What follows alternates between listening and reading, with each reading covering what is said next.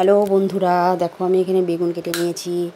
বেগুনটা পরিষ্কার করে ধুয়ে নিয়েছি। দেখো এটা আমি এখন করব। এখানে আমি লবণ দিয়ে দিলাম। এর মধ্যে এখন আমি হলুদ দিয়ে দিলাম। তোমরা সবাই কেমন আছো? আশা করি সবাই ভালো আছো। এখন এর মধ্যে দিয়ে দিলাম চিনি, দিয়ে এটাকে আমি এখন মেখে নেব। তোমরা সবাই ভালো মতো দেখো, কমেন্ট করে জানিও, লাইক করো, শেয়ার করো, অবশ্যই ভালোবাসা দিও। আমার মাখা হয়ে গেছে। এদিকে আমার কড়াই গরম হয়ে গেছে। আমি এখানে তেল দিয়ে দিলাম। তেলটা ভালো করে ছড়িয়ে নিয়ে এর মধ্যে আমি একে একে বেগুনগুলো দিয়ে দেব। দেখো বেগুনগুলো আমি একে একে দিয়ে দিলাম।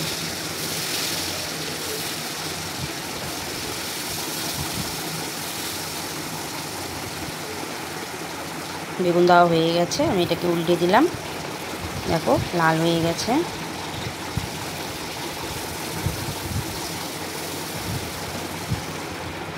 কে কে বেগুন ভালোবাসো বলো।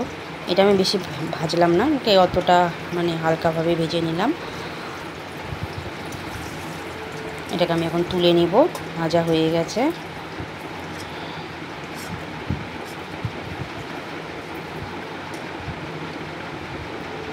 এর মধ্যে আমি এখন দিয়ে দিব ডালের বড়ি। এটাকেও আমি ভেজে তুলে নেব। দেখো আমি এটাকেও লাল করে ভেজে তুলে নেব। লাল করা হয়ে গেছে। এটাকে আমি এখন তুলে নিলাম। এরপর আমি এখানে দিয়ে দিলাম কালো জিরে, দিয়ে দিলাম কাঁচা লঙ্কা বাটা। একটু নাড়াচাড়া করে এর মধ্যে আমি এখন দিয়ে দিব জিরা গুঁড়া, আর দিয়ে দিলাম লবণ, আর দিয়ে দিব একটু হলুদ। আর এটাকেও আমি ভালো মতো নেড়ে চেড়ে নিলাম। দেখো আমার প্রায় এখানে ভাজা হয়ে গেছে। এখানে আমি সর্ষে বেটে দিয়ে দিলাম। দেওয়া হয়ে গেছে। আমি এখানে আরেকটু জল দিয়ে দিলাম, যাতে জলটা একটু ফুটে ভালো মতো সেদ্ধ হয়।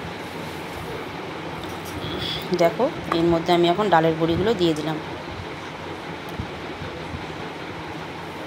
দিয়ে আমি এখন একে একে এর মধ্যে বেগুনগুলো দিয়ে দিলাম।